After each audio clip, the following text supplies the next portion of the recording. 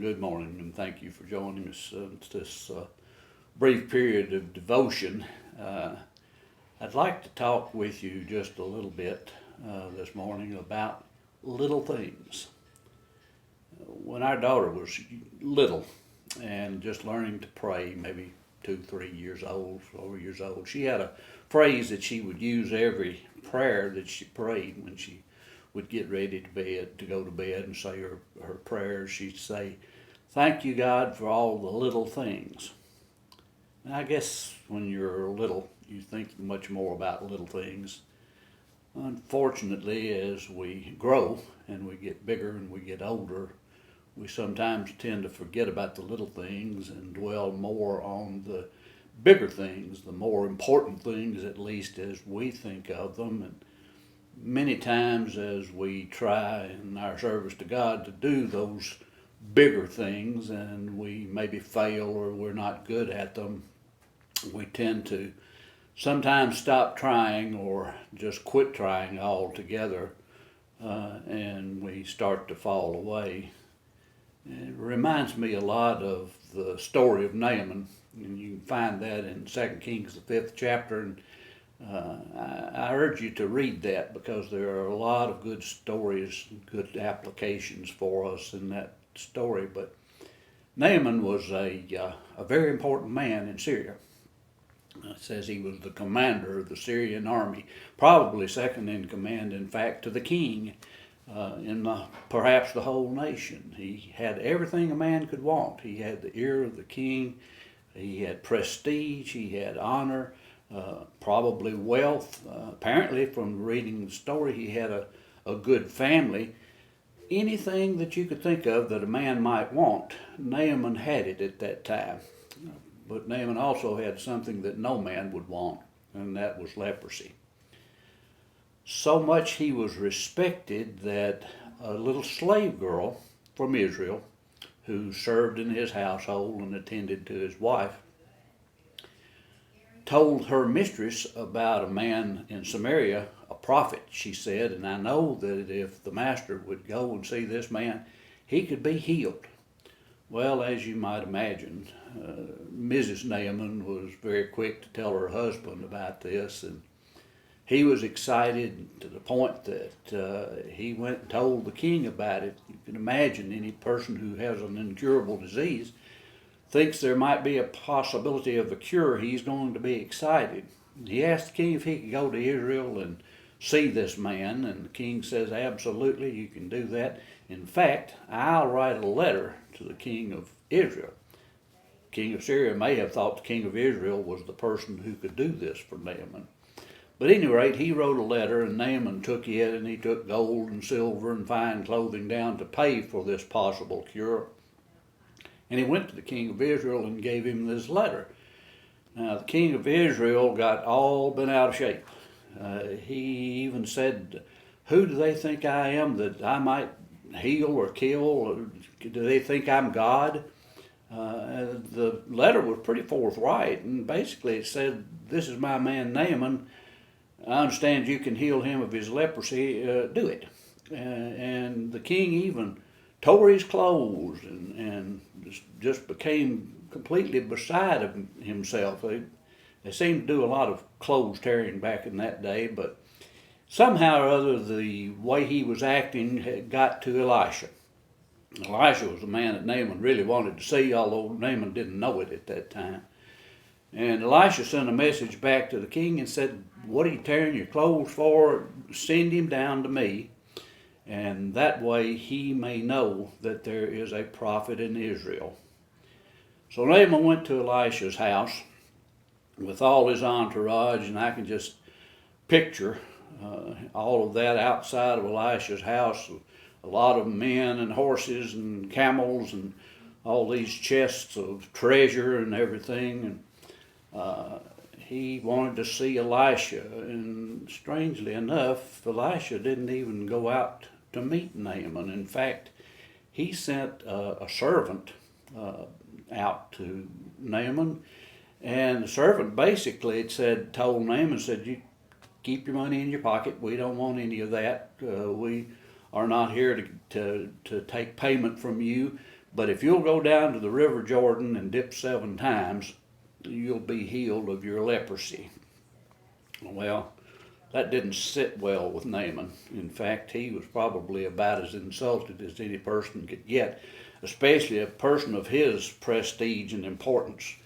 And he said, I thought surely he would come out and wave his arms and say some great words and heal me. And he tells me to go down to this little muddy creek that they call a river called Jordan and dip 7 times. That's ridiculous, and I'm not going to do it. I'm just going to go back home. And now there are rivers back there. If I've got to bathe in them, they're a lot cleaner and a lot nicer than this River Jordan is. And so he goes on his way back to Syria. Somewhere along the journey, probably fairly close into his start, a servant came to him, possibly even a son, because the account says that he called him father. And he made this statement to Naaman. He said, Sir, if the prophet had told you to do some great thing, you would have done it. This is not a great feat, but basically, let's go down to the river and give this a try and see if it doesn't work. Well, if you know the story, you know that Naaman relented, and he did go down and dip 7 times in the Jordan River. And when he came up that 7th time, he was completely healed. In fact, the account says that he had skin like a baby. And he went on his way back to his homeland very, very happy. You can read the rest of the story, and I urge you to do that, because as I mentioned before, there are a lot of good lessons to be had from this story of Naaman. But for our point, we want to focus on the idea of doing some great thing as opposed to doing something that is seemingly unimportant and insignificant and yet leads to healing. The small things that we do, the unimportant things, or even those things that might make us feel a little embarrassed, as perhaps Naaman did, are quite often things that are most important. The little slave girl didn't do anything big. She just simply told her mistress about someone that she was pretty sure and knew could help her master. And as a result of his obedience to the things that the prophet Elisha told him, he was healed of a terrible, terrible disease. We often look at things and think that they're insignificant and unimportant, and surely they can't be anything that would be good or would be helpful. Small things that sometimes we forget to do. Small things like faithful and attendance of the worship services. We don't think very much about that. We think, well, I'm going and I'll get something out of it, but we don't stop and consider that someone else might very well get something out of your being here. Someone that you influence that you don't even know about. Oftentimes a child. Oftentimes an adult. And they look out and they see you here time after time. And it encourages them and inspires them to do the same thing. The way we deal with people in our day-to-day lives, do we deal with them in kind and kind ways, and do we have respect for them? Do we deal with them with integrity and honesty and truthfulness? Those kind of things which seemingly are so unimportant in so many ways affect people, and they inspire people. We can do very simple things. Invite someone to attend church with us. Let them know that that's important to us. And so many times, those little things are the very things that really turn out to be important, and in fact they are. They may encourage someone else to obey the gospel.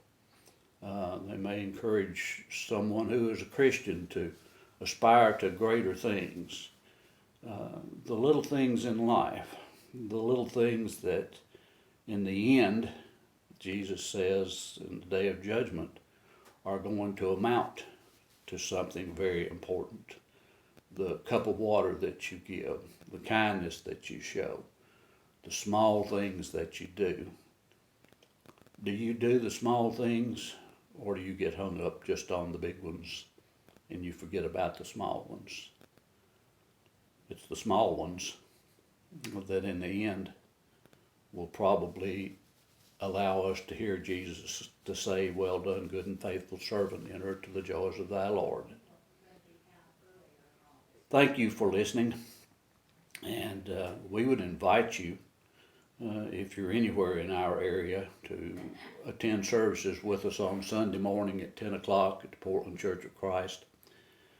Right now, because of health concerns, we're meeting in two separate buildings, but both are located here at 200 North Russell Street in Portland. And we would be very, very pleased to see you. Until that time, we hope you have a wonderful day and a wonderful rest of your week. God is blessing you each day, whether you realize it or not, and He will continue to do so. Join us if you can. We look forward to see your smiling face. We, the elders of Portland Church of Christ, love and care for each one of you, and we hope to see you this coming Sunday. Thank you.